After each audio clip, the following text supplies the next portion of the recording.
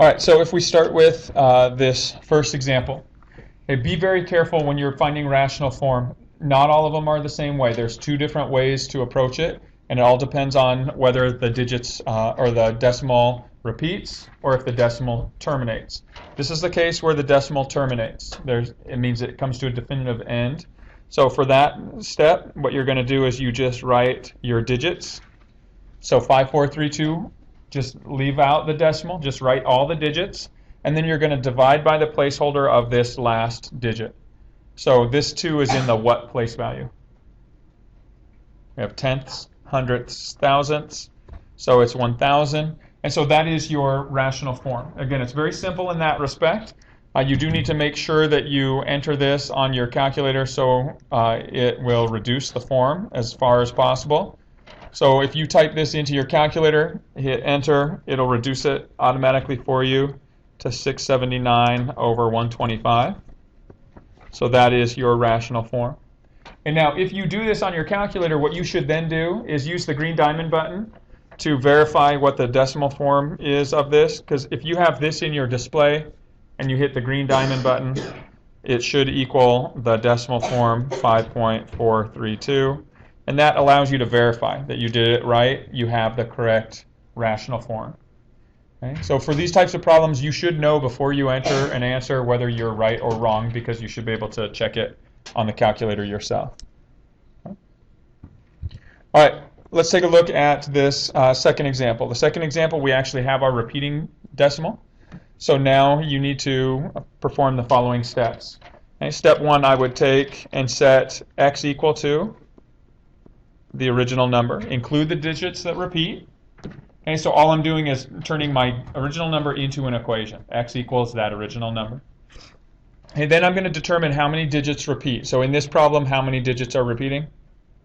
Just one digit. Now, you don't need to write this down. I'm simply writing it so I can explain where my next steps come from. But I have one digit repeating, so I'm going to take 10 to that power, so 10 to the first, and I'm going to multiply both sides of this equation by that, and I'm going to rewrite it above this equation I just wrote.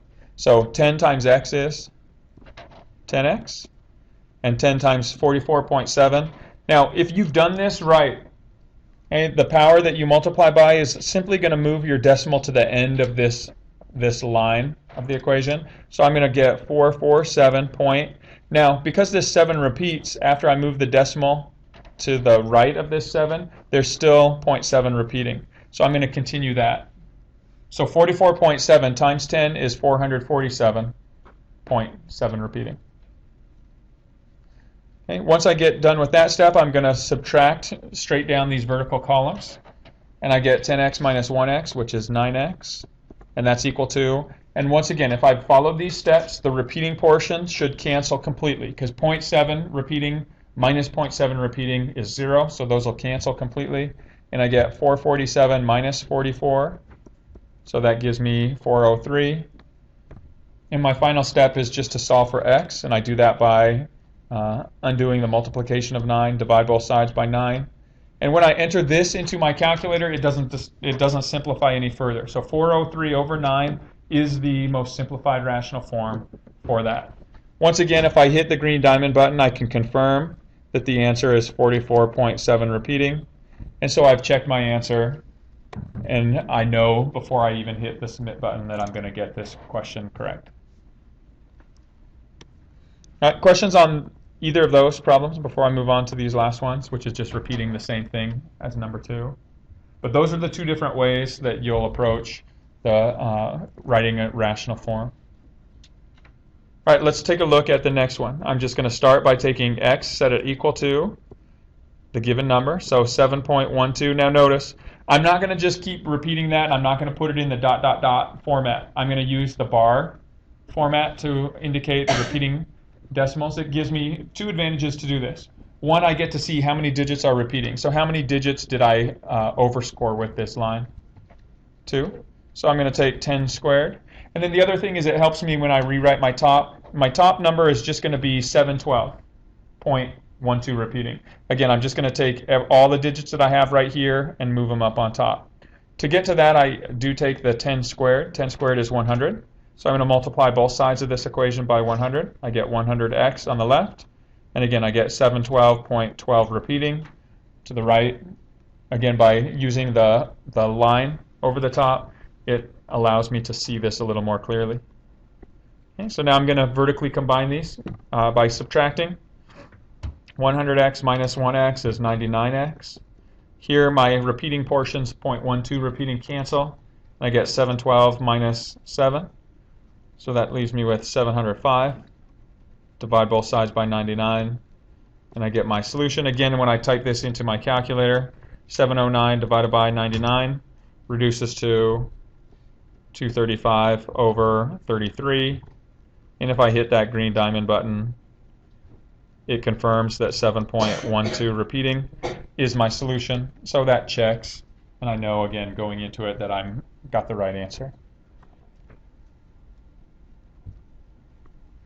All right. Final step or final problem. Here I have 3 repeating digits, so I'm going to take x is equal to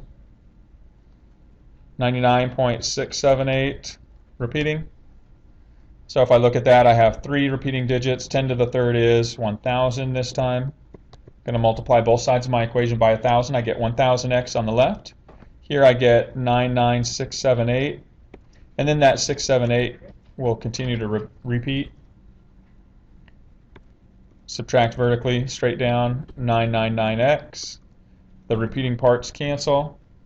When I do that, I get 99579 as my right side. Again, I'm done with my repeating portion, so I can now divide by 999. And when I do that, I get my simplified form, which is 33,193 all over 333. So there's my rational form. And if I hit my green diamond button and test this, I see that 99.678 will repeat. And so it verifies that I did it the correct way.